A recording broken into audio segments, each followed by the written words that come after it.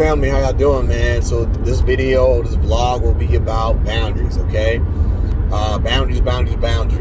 We know that when you purchase a home, you're a realtor. Some customers or clients are more involved with boundaries. They're more involved with fence design, things that are designated to keep certain things in and to keep certain things out. So I'm gonna couple that idea with dealing with toxic people. Okay, listen up. Man, Lord, help me explain this. So don't feel bad. The first point I want to make is this. Don't feel bad because you tell people what your boundaries are. If you tell a person, hey, I don't appreciate when you're cussing at me, that's a healthy boundary. And it shows a lot more of maturity on some part. It shows that, hey, you know what? End of the day, you're not going to how can I say? You're not going to disrespect me, or you're not going to talk to me in that manner, or you're not going to raise your voice at me. And now this narrative can go to different avenues, different places, or whatnot. You know what I'm saying? But the point that I want to make is that there's order in decency. There's order in being tactful. You know, so if you're dealing with a toxic person and they're talking to you any kind of way, or they're doing this, that, and the third with you, you have the right as a human being to tell that person, hey, you're not going to talk to me like that, or hey, you're not going to deal with me like that, or hey, you're not going to do this. And from that point on, if they decide to challenge your boundary or your fence, then you can gracefully walk away.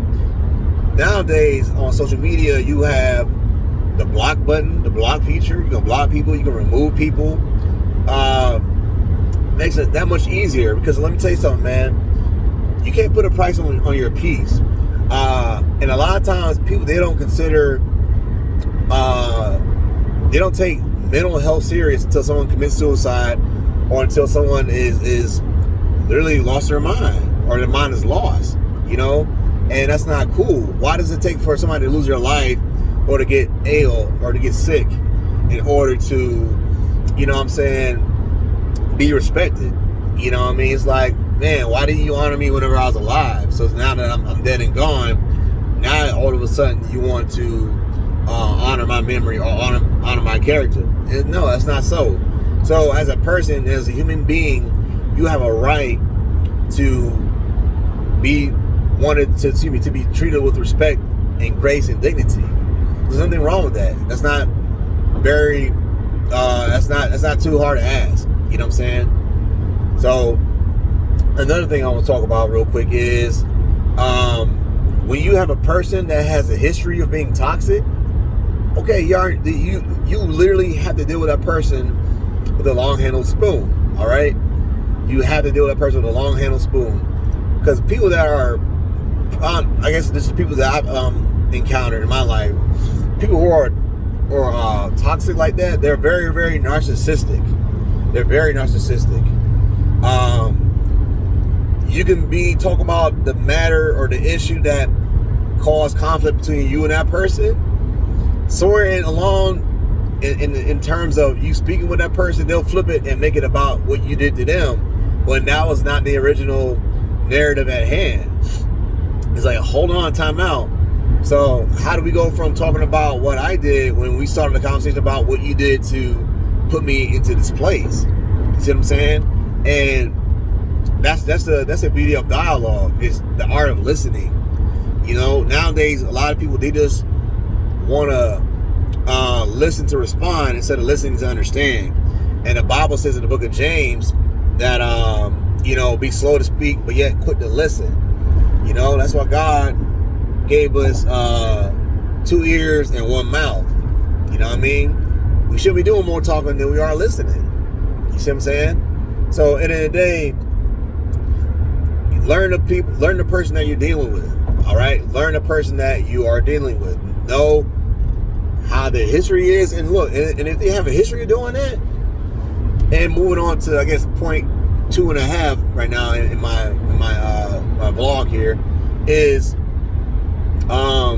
once you know their history, okay, you know what? Then you have to set firm and stern boundaries. Again, growing up, back home in Duval, Jacksonville, Florida. We would walk around and, in different neighborhoods, you see different houses that have fences.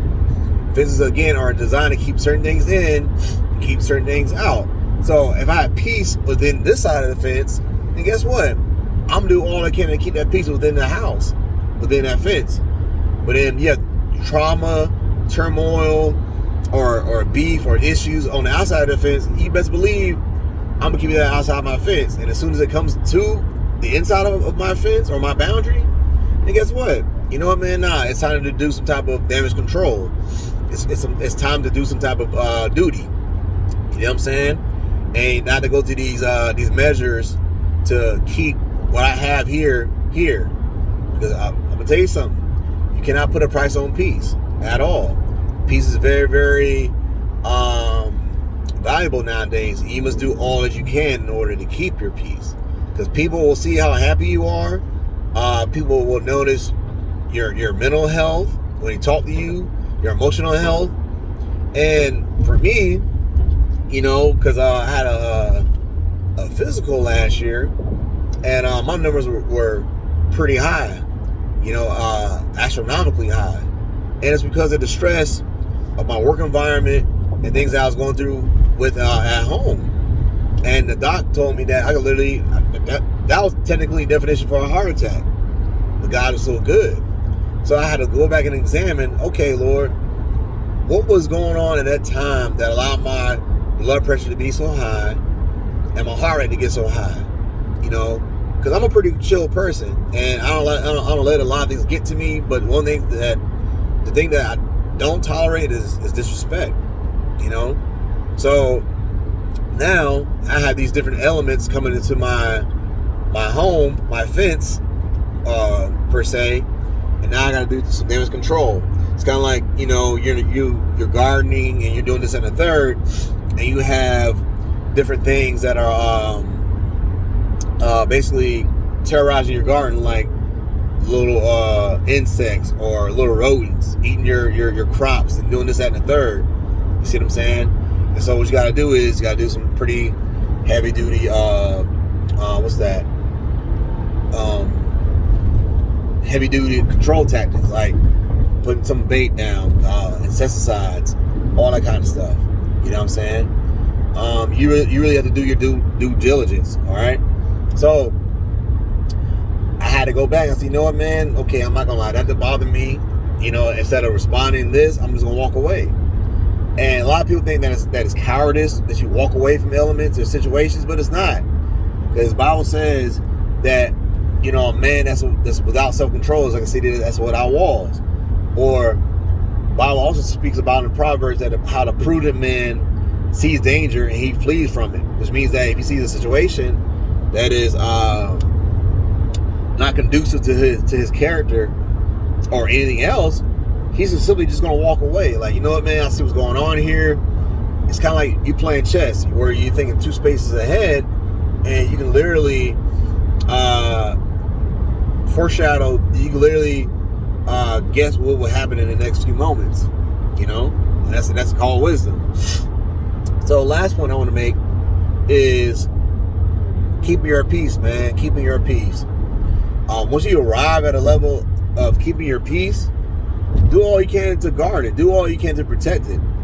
Bible also says in Proverbs 4:23 that guard your heart above all things, for out of it flows the issues of life. Okay? So again, it's very, very important for you to guard your heart. You know what I'm saying? The beautiful thing about a marriage, and I know this is random, but the beautiful thing about a marriage is that the wife is supposed to guard the husband's heart. You know what I'm saying? That's why she's called the rib for a reason. Which I'm not gonna get into all that anatomy type stuff, but if I'm the heart and my wife's my rib, so to speak, then if anything could happen or come from the outside or any outside damage, that rib is gonna do its job by guarding one of the most vital organs in the human body. That's a heart. Because the heart pumps blood into every leg, arm, brain, every important vital organ. That's why CPR is so critical, because it literally slows down the dying process if you were to die from lack of blood and oxygen being supplied to your vital organs. But anyway, keep your peace at all costs. Guard your heart above all costs. All right. It's kind of like a little tidbit video here I wanted to do. If you haven't subscribed to the channel, go ahead, like, subscribe, comment. I'll get back with you too as soon as I can. Love you guys. Peace and God bless.